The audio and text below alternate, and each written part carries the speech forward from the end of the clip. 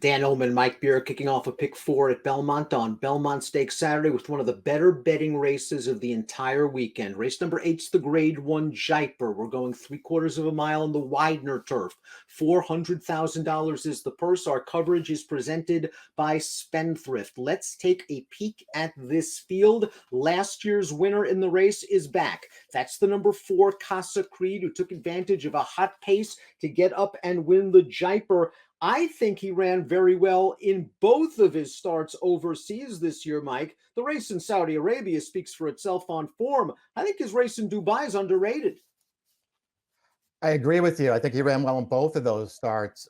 Does feel like that maybe just a little bit better since they started sprinting him, Dan. And as you mentioned, won this race last year when kind of out of nowhere, didn't seem like there was a ton of pace in that race, but a bunch of horses they went really fast up front, and this horse closed them down.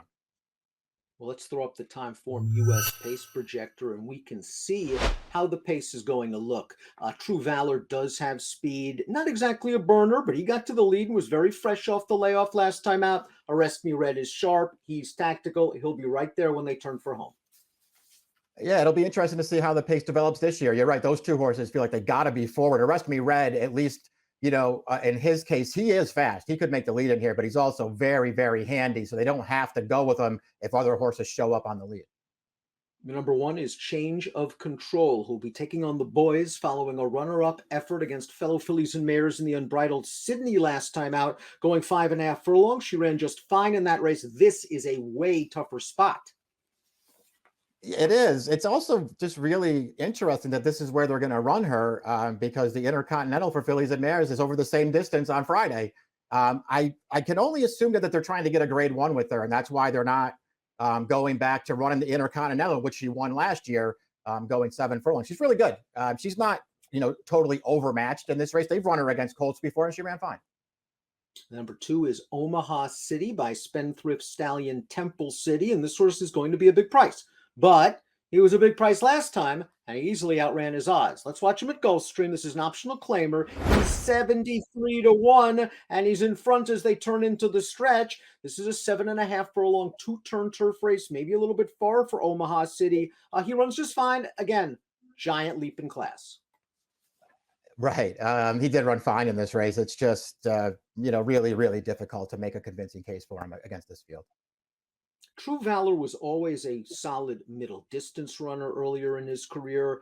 Graham Motion had to put him away for a long time. It was an injury that needed surgery. He was gone for a year. When I talked to Graham, he said he was surprised the owner wanted to bring him back. He said the owner was the eternal optimist. Well, when you get Graham Motion, it's easy to be an optimist because he's one of the great layoff trainers in the game. And let's watch what True Valor did.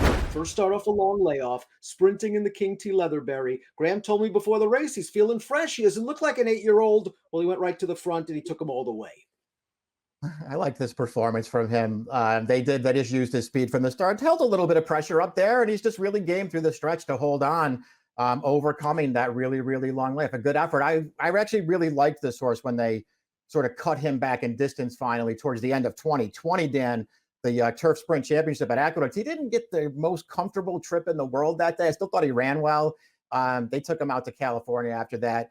He didn't really have an excuse that day, except that Hembry, another sort of old timer, got a perfect Rosario ride up the rail and beat him.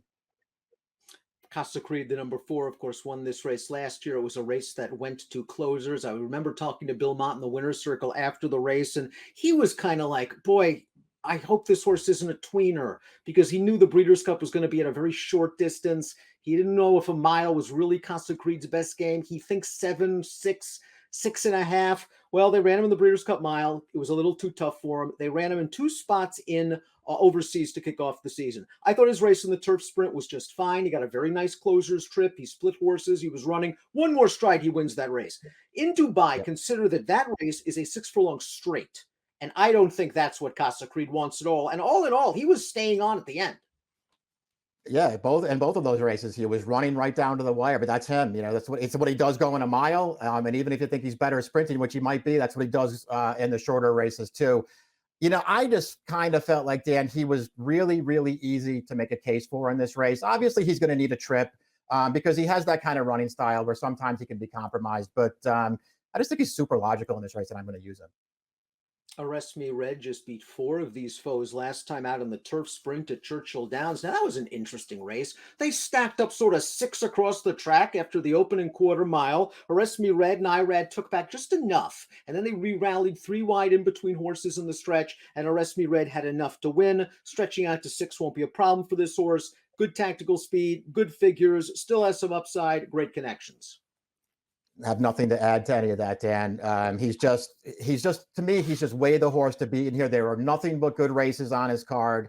And he's just so handy that you don't worry about trip with this horse. If this pace is slow, he's going to be sitting right on it. And if they, for some reason, like they did last year, they wind up going a lot faster, he's just going to sit right off the pace like he did last time. Here's a crazy long shot that I'm somewhat interested in using underneath somewhere, and that's the six, Grays Creek, who's 30-1 on the morning line.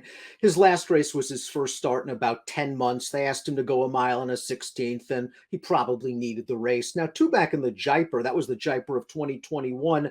Ricardo Santana had him in a very loose pocket turning into the stretch, and there was just nowhere for him to go at about the eighth pole. Now, I don't think he wins that race with a clean trip, but I think he's closer.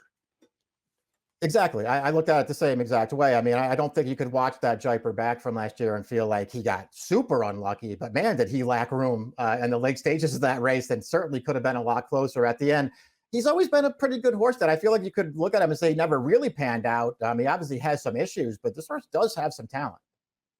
The seven is What Makes Sammy Run. Picked a tough spot off the layoff last time in that Churchill Downs turf sprint. His first start in about 11 months, and he just wasn't as sharp as those horses. He probably benefits greatly from a fitness standpoint, and now he just has to prove he's this good. I've always liked this horse out in Southern California as a sprint closing sprinter. Me too. I've actually liked him since he broke his maiden for George Weaver way back in at the end of 2020, going 7 furlongs. He was awesome that day.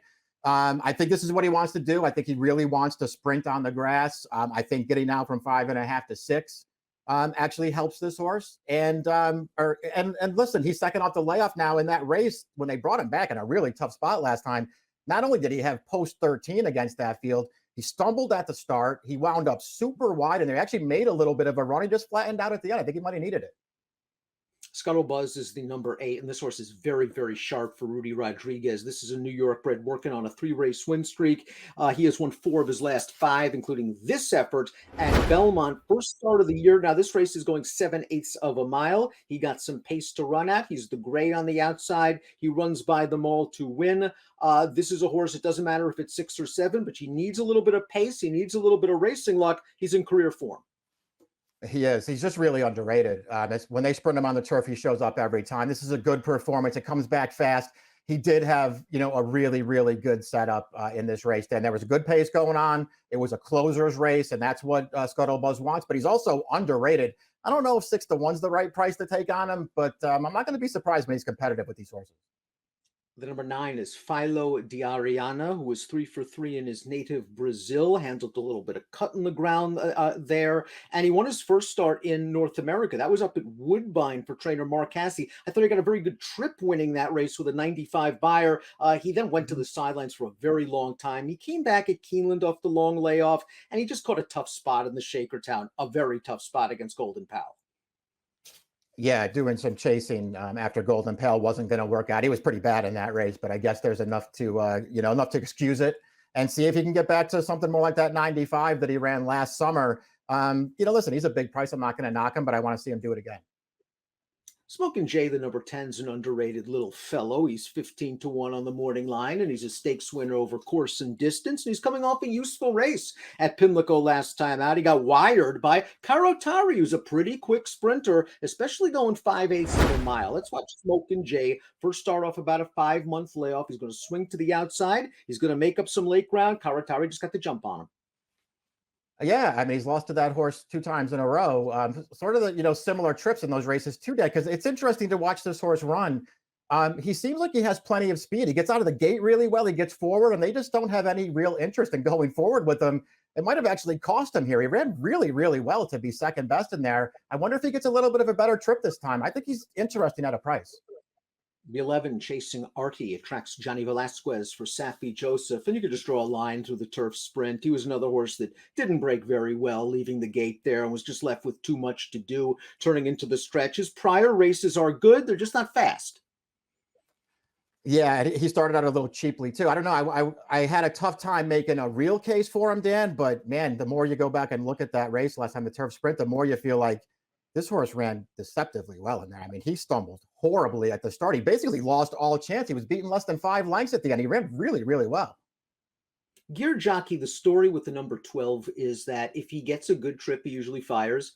And sometimes he won't get a good trip and it'll run very, very well. And I thought last time out was one of the latter situations because he was surprisingly part of that 5-horse pace scrum after the first quarter mile. And he took back pretty severely and ended up being checked back 4 wide on the turn in the thick of things, turning for home. And then he flattened out. I like him getting back to 6. I don't like this post position.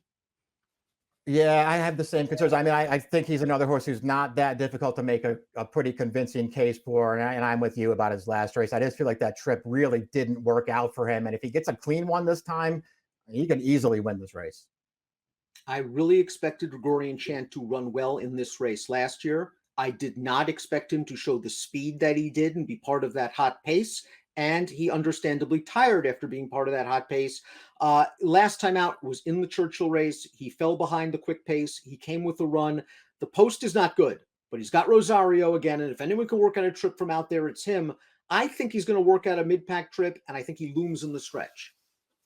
I do too. And he's another one. I like him getting out to 6 from the 5.5 last time. Not that he had a huge excuse in that last race. I thought he ran fine, but I like him with a little more distance underneath him. I thought he returned from the layoff really well against, sort of a weaker kind of field. I thought he looked good winning that day.